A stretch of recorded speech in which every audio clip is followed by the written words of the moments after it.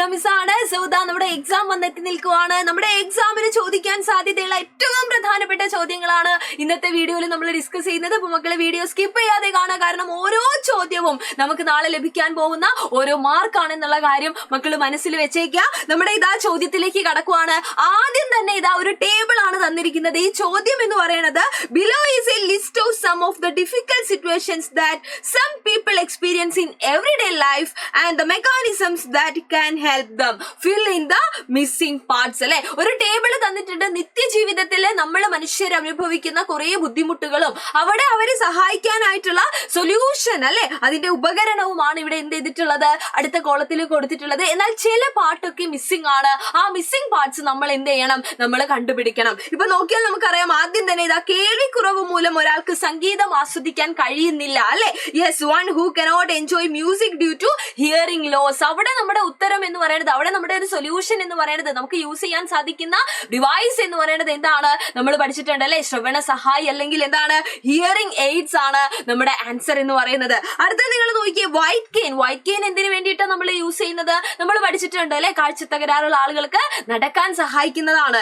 Next, a child who has difficulty in reading text book due to visual impairment അല്ലെ, വായിക്കാൻ ബുദ്ധിമുട്ടുള്ള ആളുകൾ. അപ്പൊ നമുക്കറിയാം അല്ലെ, ഈ പറയുന്ന ബ്ലൈൻഡ് ആയിട്ടുള്ള ആളുകൾ ഉണ്ടെങ്കിൽ, വിഷ്വലി ചാലഞ്ച്ഡ് ആയിട്ടുള്ള ആളുകൾ ഉണ്ടെങ്കിൽ അവർക്ക് എഴുതാനും വായിക്കാനും പറ്റുന്നത് ബ്രെയിൽ സ്ക്രിപ്റ്റ് ആണ് അല്ലെ, ബ്രെയിൽ ലിപിയാണ് അതിന് വേണ്ടിയിട്ട് അവർ യൂസ് ചെയ്യുന്നത് അല്ലെങ്കിൽ അവരെ സപ്പോർട്ട് ചെയ്യുന്നത്. ടാക്ടൈൽ വാച്ച് എന്തിനു വേണ്ടിയിട്ടാണ്, ബ്ലൈൻഡ് ആയിട്ടുള്ള ആളുകൾക്ക് സമയം തിരിച്ചറിയാൻ വേണ്ടിയിട്ട്. എംബോസ്ഡ് മാപ്പ് എന്തിനു വേണ്ടിയിട്ടാണ്, യെസ്, ഇങ്ങനെയുള്ള അല്ലെങ്കിൽ കാഴ്ചയ്ക്ക് ബുദ്ധിമുട്ടുള്ള ആളുകൾക്ക് കൃത്യമായിട്ട് ഭൂപടങ്ങളൊക്കെ വായിച്ചെടുക്കാൻ വേണ്ടിയിട്ട്, ഭൂപടങ്ങളൊക്കെ മനസ്സിലാക്കാൻ വേണ്ടിയിട്ടാണ് ഇത് നമ്മൾ ഉപയോഗിക്കുന്നത് അല്ലെ. അപ്പൊ കൃത്യമായിട്ട് ഇതാ ABCDE എന്ന് പറഞ്ഞിട്ട് അല്ലെ, നമുക്ക് 5 മിസ്സിംഗ് പാർട്സ് ഉണ്ടായിരുന്നു. ആ 5 നമ്മൾ കറക്റ്റ് ആയിട്ട് എന്ത് ചെയ്യണം, മാർക്ക് ചെയ്യണം. ഇവിടെ ഇതാ മിസ്സിങ്ങിന് ആൻസർ വെച്ചിട്ടുണ്ട്. എന്തെങ്കിലും ബുദ്ധിമുട്ടുള്ള ആളുകൾ എന്ത് ചെയ്യുക, സ്വന്തമായിട്ടൊന്ന് ആദ്യം തന്നെ ക്വസ്റ്റ്യൻ കിട്ടിയിട്ട് നിങ്ങൾ സ്വന്തമായിട്ടൊന്ന് എഴുതി നോക്കുക.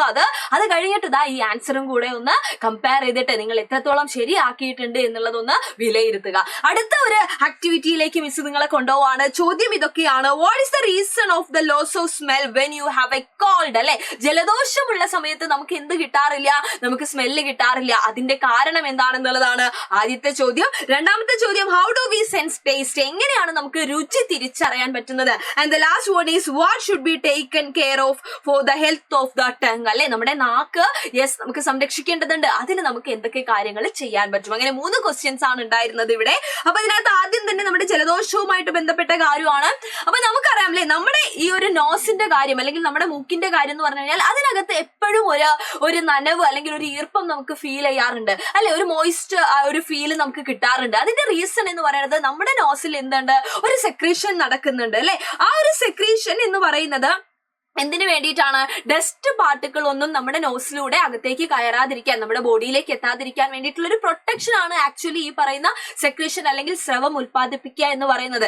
എന്നാൽ നമുക്ക് ഏതെങ്കിലും ഒരു തരത്തിലുള്ള വൈറസ് ഇൻഫെക്ഷൻ വരുന്ന സമയത്ത്, യെസ്, നമുക്ക് ഏതെങ്കിലും തരത്തിലുള്ള ഒരു വൈറസ് ബാധ ഉണ്ടാവുന്ന സമയത്ത് ഈ സ്രവത്തിന്റെ ഉൽപാദനം, ഈ ഒരു സെക്രീഷൻ എന്ന് പറയുന്നത് എന്ത് ചെയ്യുന്നു, എക്സസ് ആയിട്ട് പ്രൊഡ്യൂസ് ചെയ്യപ്പെടുന്നു. ആ ഒരു കണ്ടീഷനെയാണ് മക്കളെ നമ്മൾ കോൾഡ് അല്ലെങ്കിൽ ജലദോഷമായിട്ട് കണക്കാക്കുന്നത്.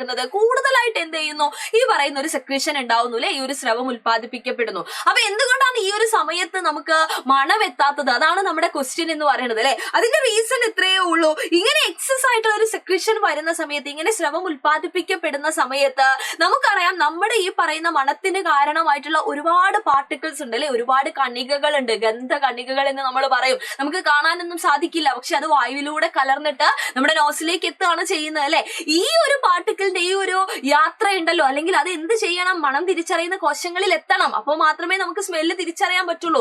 എന്നാൽ അവിടേക്കുള്ള അവരുടെ യാത്രേന ഈ പറയുന്ന എക്സസ് ആയിട്ടുള്ള സെക്രീഷൻ എന്ത് ചെയ്യാണ്, ബ്ലോക്ക് ചെയ്യാണ്. The odour particles will not reach the cells that help to recognise the smell അല്ലെ. അപ്പൊ മണം തിരിച്ചറിയാൻ, സ്മെല്ല് റെക്കഗ്നൈസ് ചെയ്യാൻ നമ്മളെ സഹായിക്കുന്ന കോശങ്ങളിൽ, സെല്ലുകളിൽ എന്തെത്തുന്നില്ല, ഈ പറയുന്ന സ്മെല്ലിന് കാരണക്കാരനായിട്ടുള്ള പാർട്ടിക്കിൾസ് എത്തുന്നില്ല അല്ലെ. കാരണം നമുക്ക് ജലദോഷമാണ്, വിച്ച് മീൻസ് നമ്മുടെ സെക്രീഷൻ കൂടുതലാണ്, കൂടുതൽ സ്രവം ഉൽപ്പാദിപ്പിക്കും. ഉൽപ്പാദിപ്പിക്കപ്പെടാണ്.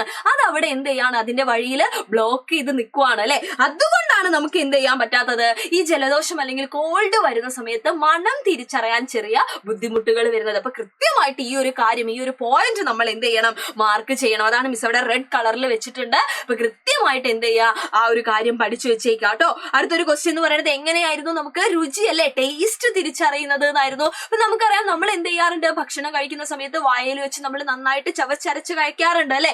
അപ്പൊ ആ ടൈമിൽ നമ്മുടെ ഫുഡ് എന്ത് ചെയ്യുന്നുണ്ട്, ഈ ഡിസോൾവ്സ് ഇൻ സലൈവ, നമ്മുടെ ഉമിനീര്, വായൽ ഉമിനീരുണ്ട് അല്ലെ, ആ ഉമിനീരിൽ നമ്മുടെ ഭക്ഷണം എന്ത് ചെയ്യാണ്, ലയിച്ചു ചേരുവാണ്. അങ്ങനെ ലയിക്കുന്ന സമയത്ത്, ഉമിനീരില് അലിയുന്ന സമയത്ത്, ഡിസോൾവ് ആവുന്ന സമയത്ത് നമ്മുടെ നാക്കിലുള്ള, നമ്മുടെ ടങ്ങിലുള്ള ടേസ്റ്റ് ബഡ്സ് ഉണ്ട് അല്ലെ, രസമുകുളങ്ങളുണ്ട്. എന്തൊക്കെയാണ് ടേസ്റ്റ് ബഡ്സ് എന്ന് പറയുന്നത്? മധുരം തിരിച്ചറിയാനും, സോൾട്ട് അല്ലെ, അല്ലെങ്കിൽ പുളി, ഈ പറയുന്ന കയ്പ് അല്ലെ, ഇതൊക്കെ തിരിച്ചറിയാൻ സഹായിക്കുന്ന ടേസ്റ്റ് ബഡ്, രസമുകുളങ്ങളുണ്ട് നമ്മുടെ നാക്കില്. ആ രസമുകുളങ്ങളെ, ആ ടേസ്റ്റ് ബഡിനെ ഇവർ എന്ത് ചെയ്യാണ്, ഇത് സ്റ്റിമുലേറ്റ് ചെയ്യാണ് അല്ലെ, ഉറങ്ങിക്കിടക്കുന്ന ആളുകളെയൊക്കെ വിളിച്ചുണർത്തുവാണ്.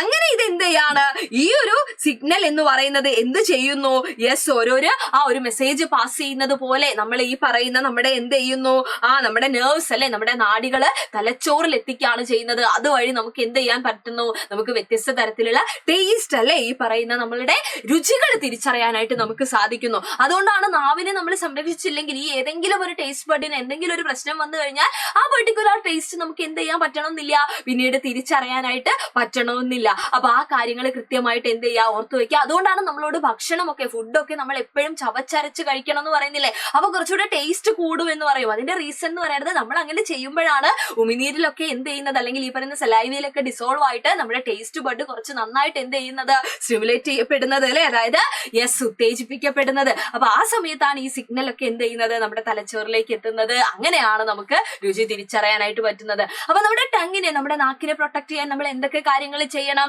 ആസ് യൂഷ്വൽ നമ്മൾ എപ്പോഴും പറയാറുള്ളത് പോലെ വളരെ ചൂടുള്ളതോ അല്ലെങ്കിൽ തണുത്തതോ ആയിട്ടുള്ള വസ്തുക്കൾ നമ്മൾ കഴിക്കാൻ പാടുണ്ടോ?